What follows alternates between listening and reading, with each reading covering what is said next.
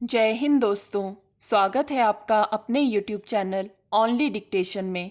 Dictation की PDF आप description से डाउनलोड कर सकते हैं। तो चलिए शुरू करते हैं। 100 शब्द प्रति मिनट डिक्टेशन शुरू होगी 3 सेकंड बाद।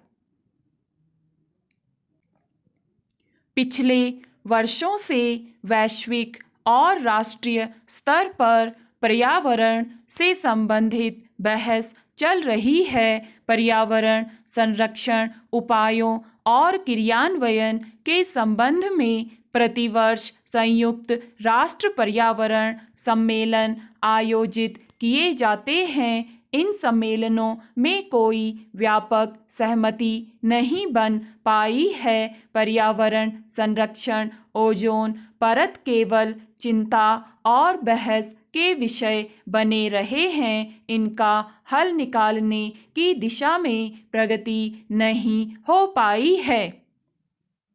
सरकार ने 10 साल पुराने डीजल वाहनों पर रोक लगाने का फरमान जारी किया है। यह बहुत अच्छा कदम है, लेकिन प्रदूषण से निजात पाने के लिए सबसे पहले हमें शुरुआत करनी होगी, क्योंकि हम लोग ही हैं अनेक तरीकों से और पुराने डीजल वाहनों से वातावरण को इतना प्रदूषित करते हैं। यह हमारे लिए बड़े दुर्भाग्य की बात है कि दिन प्रतिदिन प्रदूषण का कहर बढ़ता जा रहा है। एक ताज़ा रिपोर्ट के मुताबिक हमारे कई शहरी इलाके ऐसे हैं जिनमें संक्रमण संबंधी बीमारियों का खतरा सर्वाधिक रूप से बढ़ रहा है। अगर हालत में जल्द से जल्द सुधार न किया गया तो स्थानीय लोगों के लिए सेहत संबंधी मुश्किल काफ़ी बढ़ जाएगी, जो दुखद पहलू है। हम सचेत हैं, हमारी सरकार सचेत है, इसलिए वायु गुणवत्ता सूचकांक से संबंधित योजना बड़े शहरों में शुरू की गई है। इस योजना के माध्यम से वायु प्रदूषण के प्रति लोगों को सतर्क करना चाहती है कि वायु प्रदूषण हमारे लिए कितना घातक और खतरनाक है। तब तक इसको रोक पाना बहुत मुश्किल है।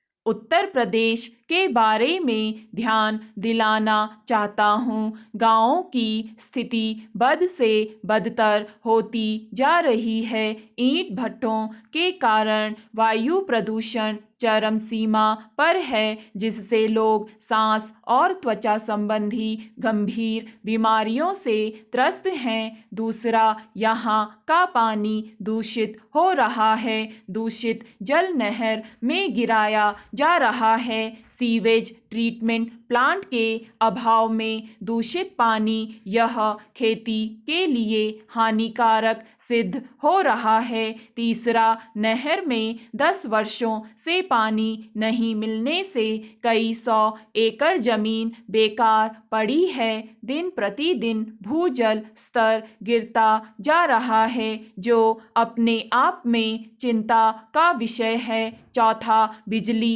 की भारी कमी है। पांचवा, परिवहन व्यवस्था की हालत खराब है। कुछ किलोमीटर के सफर में घंटों लगते हैं। छठवां, शिक्षण व्यवस्था भी ठीक नहीं है। सातवां, डाकघर, बैंक और गैस एजेंसी में समय पर काम नहीं हो रहे हैं। आठवां, यहाँ अंधेरे में कहीं आना जाना मुश्किल हो रहा है। नौवां, यहाँ गैर कानूनी काम होना सामान्य सी बात है। 10वां, इलाके में बेहतर चिकित्सा सुविधा नहीं है। आज भी उनके सपने साकार नहीं हो पा रहे हैं। श्रीमान 20 साल की मोहब्बत अचानक युद्ध में बदल जाए तो ताज्जुब होना स्वाभाविक है। यही युद्ध की स्थिति चीन और अमेरिका के बीच बन रही है। जुलाई 1971 को तत्कालीन अमेरिकी विदेश मंत्री ने चीन की यात्रा की थी।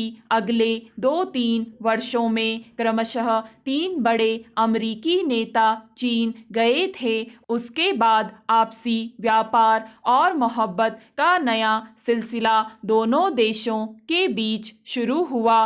पाकिस्तान की याहिया सरकार ने चीन और अमेरिका के बीच ये रिश्ते कायम कराने में अपनी अलग भूमिका निभाई थी, जिसके कारण यह रिश्ता धीरे धीरे बहुत आगे बढ़ रहा था। असल में अमेरिका को उन दिनों एक बड़े बाजार की ज़रूरत थी और भारत में तत्कालीन इंदिरा गांधी की सरकार आत्मनिर्भरता पर ही ज़्यादा जोर दे रही थी। इसलिए अमेरिका का यहाँ बाजार बनाना कोई आसान काम नहीं था।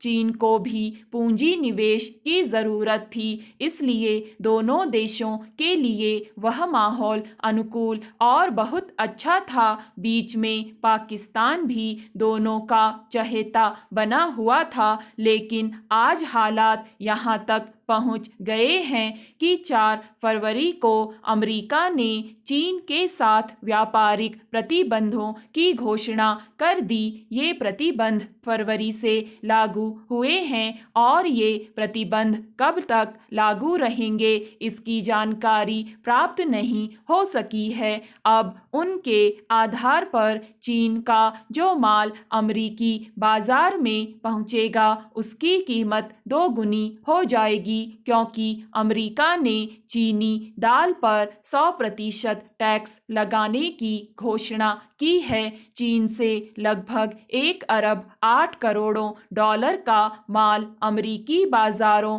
में पहुंचता है।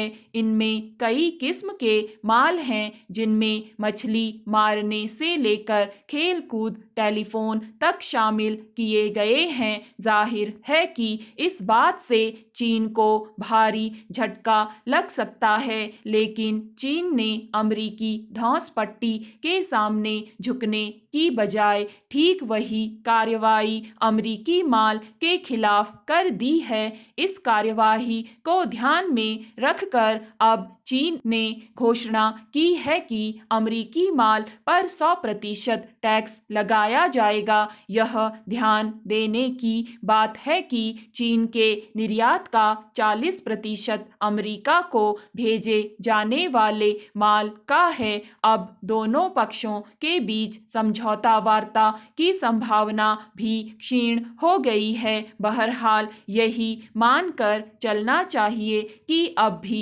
दोनों देशों को ले देकर समझौता करने का प्रयास जारी किया जा चुका है, अन्यथा इतना बड़ा झटका झेल सकना चीन और अमेरिका के लिए कठिन हो जाएगा।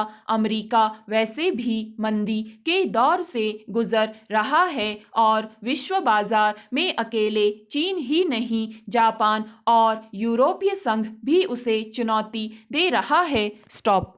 दोस्तों, अगर आपको ये डिक्टेशन पसंद आए तो लाइक करें, सब्सक्राइब करें और अपने दोस्तों के साथ भी शेयर करें।